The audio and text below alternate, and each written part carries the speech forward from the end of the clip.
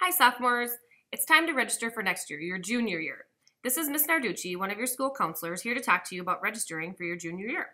Please listen carefully because I'm going to go over why next year is so important, opportunities for your junior year, and required classes. So let's get started. Before I get into specifics of registration, does everyone have their registration sheet, registration book dated 2014, 2015, and something to write with? If not, ask your POS advisor for these materials now. I'd like to talk to you now about why your junior year is such an important year for all of you. Most of you are considering applying to 2 or 4-year college. We send about 90% of our students on to some form of college. For this reason, next year, your junior year, is very important. Your GPA and class rank will be established and used by colleges for admissions. Consider this. After your sophomore year, you only have 1 more year to make an impact on your GPA and class rank. So, if your GPA and rank are not where you want them to be, you have the rest of this year and next year to change that. Think about how you might do that. When registering for courses next year, pick a variety of challenging courses that you can be successful in. This will help prepare you for any one of the needed post-secondary tests, like the ASVAB for the military, Accuplacer for some 2-year colleges, and ACT and SAT for 4-year colleges. Remember, you will need to take the ACT at the end of your junior year if you are applying to a 4-year college. You will also have a chance to do a practice ACT and attend ACT prep sessions during your junior year. One of the opportunities you will have as a junior next year is called concurrent enrollment. These are college classes taught by high school teachers that give you both high school and college credit. You can see these course offerings up on your screen and on page 9 of your registration guide. As a junior, you must meet the criteria of being ranked in the top third of your sophomore class by the end of term 3 and take an Accuplacer test and have a passing score. If you have questions about your class rank, please see your counselor. Earning college credit in high school is a great way to save money and experience the rigor of college classes. Another opportunity to earn college credit your junior year is PSEO, or post-secondary enrollment options. This is where you are a college student on a college campus. There are a number of steps in completing the PSEO process. See page 10 of your registration guide for more information. Going PSEO requires a meeting with your counselor in the spring. AP classes are college rigor and prepare you for the AP test taken in the spring. Most colleges require a score of 3 or higher to receive college credit or receive advanced placement in courses. Review page 10 of the registration guide for more information.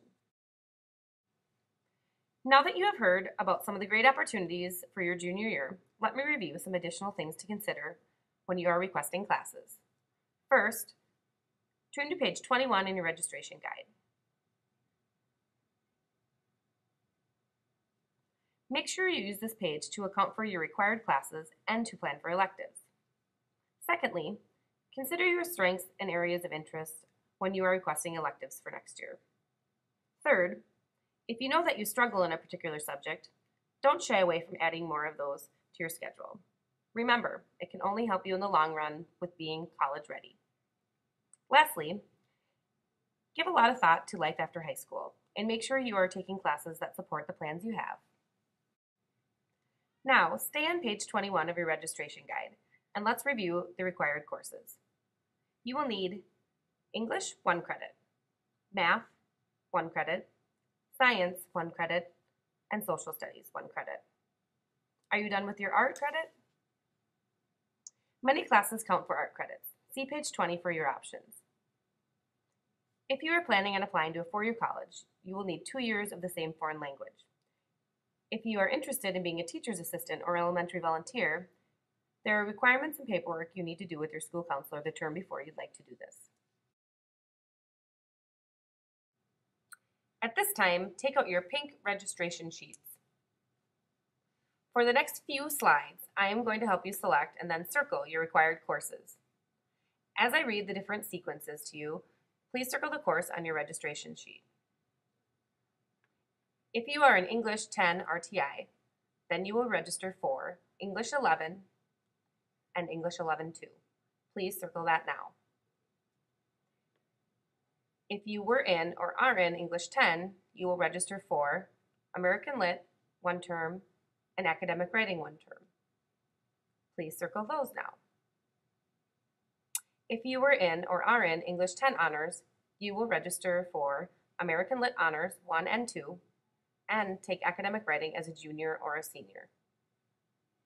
Refer to your course descriptions under English in your registration guide if you still have questions, or ask your English teacher. Now, please find Social Studies on your pink sheets. Circle both U.S. History 3 and Government in Action. If you are taking AP U.S. History this year, only register for Government in Action.